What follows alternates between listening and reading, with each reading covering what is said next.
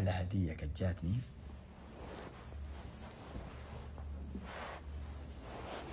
المصحف هذا. المصحف هذا فيه اسم أبوي الله يرحمه،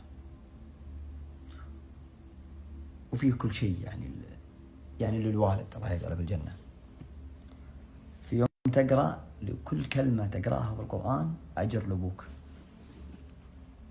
حلو، عجبني الحركة هذه.